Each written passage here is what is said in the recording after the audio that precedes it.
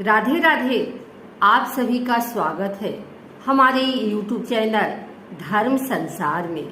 आइए सुनते हैं आज मोहिनी एकादशी पर तुलसी माता की यह कथा। तुलसी से जुड़ी एक कथा बहुत प्रचलित है। श्रीमद् देवी भागवत पुराण में इनके अवतरण की दिव्य लीला कथा भी बताई गई है। एक बार शिव ने अपने तेज को समुद्र में फेंक दिया था। उससे एक महातेजस्वी बालक ने जन्म लिया।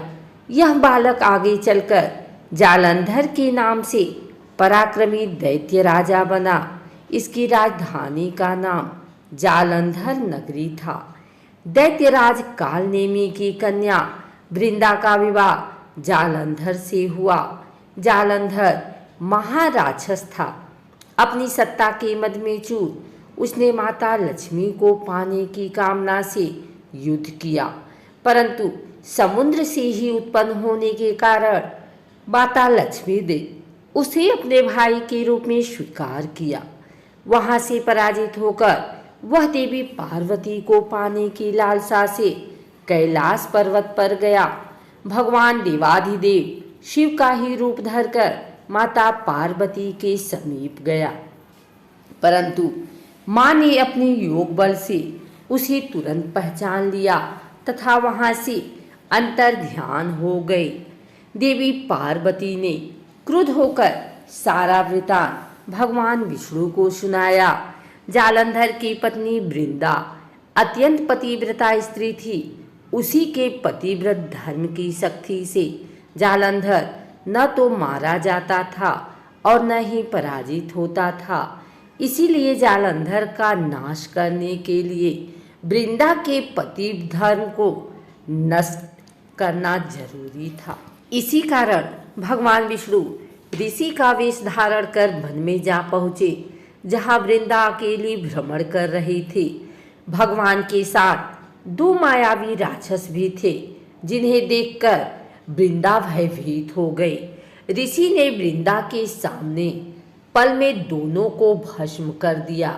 उनकी शक्ति देखकर वृंदा ने कैलाश पर्वत पर महादेव के साथ युद्ध कर रहे अपने पति जालंधर के बारे में पूछा। ऋषि ने अपने माया जाल से दो बानर प्रकट किए। एक बानर के हाथ में जालंधर का सिर था तथा दूसरे के हाथ में धड़। अपने पति की यह दशा देखकर वृंदा मूर्छित होकर गिर पड़ी। होश में आने पर उन्होंने ऋषि रूपी भगवान से विनती की कि वह उसके पति को जीवित करे। भगवान ने अपनी माया से पुनः जालंधर का सिर धड़ से जोड़ दिया, परंतु स्वयं भी वह उसी शरीर में प्रवेश कर गए। वृंदा को इस छल का जरा आभास न हुआ। जालंधर बने भगवान के साथ वृंदा पतिव्रता का व्यवहार करने लगी, जिससे उसका सतीत्व भंग हो गया। ऐसा होते ही वृंदा का पति जालंधर युद्ध में हार गया।